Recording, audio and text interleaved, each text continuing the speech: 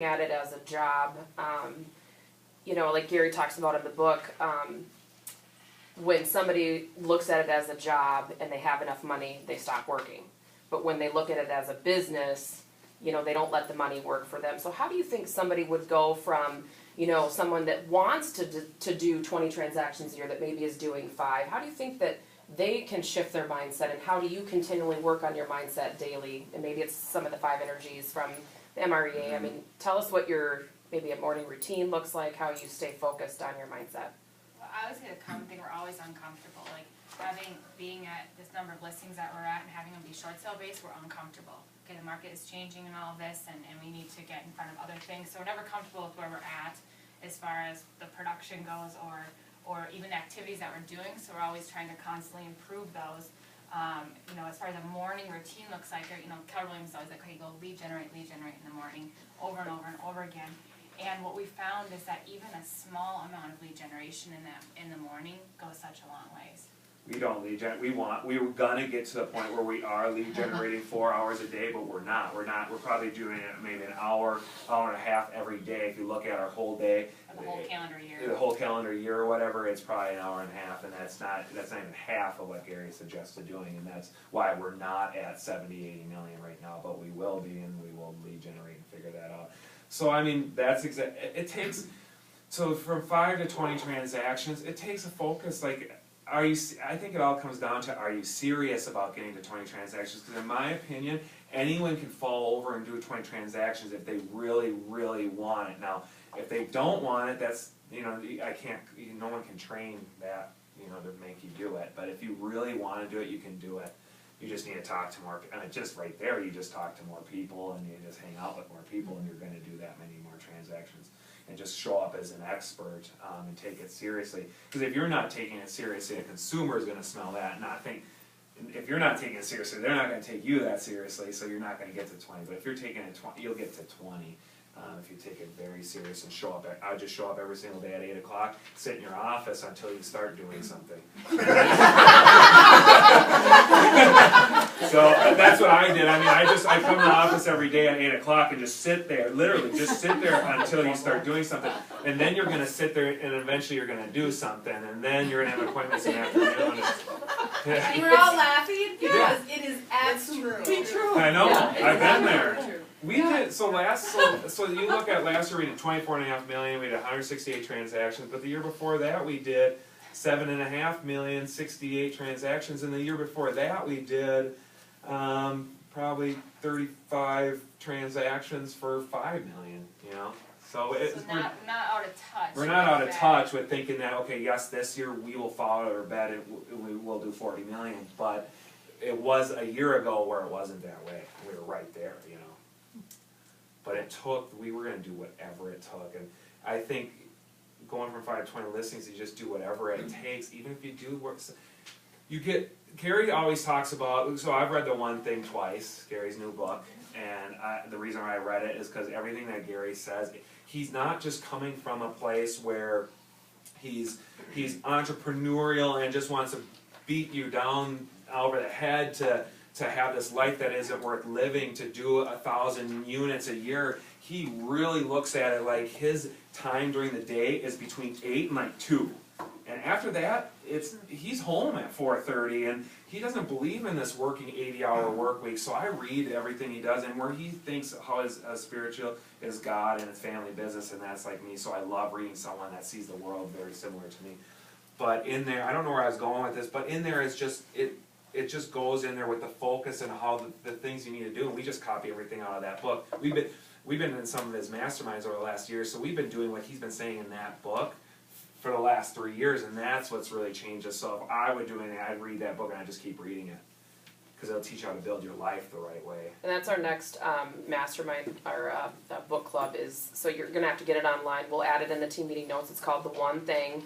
It's not out on print yet, so you'll have to, you know, download it and read it on your iPad or, you know, whatever. But we will be tearing that book apart and heading through that. So thank you. I've never read a better book, and that's another thing. You know, in my notes when we've talked in other offices before, we have like kind of some things that we hit on, but reading is a big thing for what has got us to that level, because like you said, the one thing that's stopping you from 5 to 50 transactions is the mind. I don't care. It's proven you don't have to be that talented of a person. You don't have to be that smart to be a realtor. I mean, you just don't. So then it's just the mindset. It's just the mindset. Well, that's just like an MREA talks about in there. It talks about there's a very big limiting belief when you build this team that the people will only work with you. We've already proven that that's not really true. They'll work for what you stand for. So that's what I'm trying to say is that if you, I lost where I was going. Anyone can do it. But anyone can do it. So that's if you just want it and you work for it, you can do it. So Awesome. How do you keep your goals in front of you, or talk to us about the 411, your coaching, you have your team. Again, going back to mindset and how your mindset, what hasn't always been great. How do you follow your schedule, and how do you keep your goals in front of you? more in the business, it hasn't been great, and reading the books, and that's where I was going. Reading those books have really helped us. We read a book. We didn't have a TV for a year because I know it's going to start thinking we're crazy, but we were that focused. We wanted to get to a place where we're running a business, not running in a job. So I mean, the books are really, really, really huge, and that's why I was saying the one thing kind of takes over a lot of books that we've read. And you gotta read that if you're serious. But why don't you answer that question? He initially started coaching with you. I remember back when we first started at Keller Williams. So as far as having some accountability and coach with Olivia, once a week for maybe it was over a period of a year, and it was not great. I mean, it was extremely difficult. I mean, the office was right next to each other, but not great. He's not doing maybe the activities he's supposed to be doing, and I was sitting here crying in the corner because. Why aren't you calling 100 people? Because that's what the book says to do, is call 100 people. And I was banging my head against the wall. She's banging her head against the wall because he's not lead generating, and he's just, kind of sitting there and his head is swirling and not really sure what to be doing. And we know that's when we're doing like 4 million or something. Well, come to find out, that's not his thing. Calling 100 people is not his thing. I can't get him even to call our past clients unless he's got something to offer them of extreme value. So we bought a moving truck. So Now it's easy to call him. But aside from that, he's not going to call expires. He's not going to do cancel. That's never going to be our business. That can be a really lucrative business for someone who would like to make those calls. If I was going to do my own business, I'd probably start it on cancel it or expires because I have no problem calling those people. But that was not what he wanted to do. So over and over and over again, we're having these meetings with Olivia, and we're all trying to jam it down his throat that the only way for him to grow his business is to call 100 people a day and get the 1 out of 100 that's going to list with him. Well, we found out that's not what he likes to do. So we're trying to put a square peg in a round hole over and over and over again for a year, and we come to find out that he has been thinking all along that he wants to do short sales, and he's just going to become an expert in that and provide a lot of value to people without calling them. So shooting videos online, likes to do that. Teaching for Kaplan, loves to teach. So finding different ways of lead generation that don't involve picking up the 1,000-pound telephone worked really well. So where I'm going with that is just that if the approach to getting a lot of listings does not have to be calling 1,000 people. I mean, if I was starting and I had no business space, I'd probably go after the canceled, the expired, or especially maybe the canceled or expired short sales, as long as there was enough time in the foreclosure timeline. But otherwise, I would do the open house route. I've seen a lot of agents have massive success with the open house route. But if I didn't like to do it, I wouldn't do it. And that's not, you gotta wake up happy every morning wanting to do what you're focusing on and having one thing that it is. And your one thing was short sales, and it was not picking up the phone. So I think it's an unconventional approach to lead generation, but you can't, not everyone's the same. So to go back to the 411, we do, Gary Keller does a 411 with his staff, and that's basically 4 weeks a month, 1 month, and then 1 year, and so it's broken down. It's on kw.com. But we go over what our yearly goals are. We break it down to what do we have to do this month to hit our yearly, and then what we go to what do we have to do this week to hit our monthly, to hit our yearly. So we look at that every single week, and I actually have it on my desk in front of me on a stand, and I look at all the goals for the year. What how many transactions, how many sellers do we want to list, how many buyers do we want to sell, and other goals that we have. And then I look at that every single month, and then every week we have a team meeting at the end of the week, and we go over how's everything going. And everyone has their own 411 because we have a marketing coordinator, executive assistant, a transaction coordinator, buyers, agents, and we make sure that they're hitting their goals on their 411, and that's relaying to to our 411s, and we're just holding them accountable. But not even about those 411 meetings. When you do have staff someday, if you do, we really just care about them so much on a personal level. Those 411 meetings allow us to get to know our people better, and we care about what their personal goals are, and we hold them accountable to their personal goals, working out and all that kind of stuff. So. And it does break down into leads, so we figured, okay, what's the most foundational thing we can break everything down to, and it's number of leads that we want. So we have our buckets. Okay, how many leads do we need from this bucket, from our sphere? So how many, like our past clients and our current clients and all that? How many leads do we need from there? How many leads do we need from our website? How many leads do we need from what are other ones? We don't really use the HUD account anymore, but there's different buckets, and so then we know, okay, if we can expect 5 from here, 6 from here, 12 from here, that is what we use to funnel up to how many listings we're actually going to be able to expect, because it really comes down to the leads. And however anyone generates the leads, it can be different however you get your leads. It's not just. So like on our buyer side, we know we need 3,000 leads on the buyer This year. side this year, which we'll do, and we need 753 listing leads, seller leads a year to hit our goals, and we know what that is per 63 listing leads a month. I know that is. I don't know what it is per month for our buyer side because our buyer team knows that, It's like but 192. yeah, 200 or so.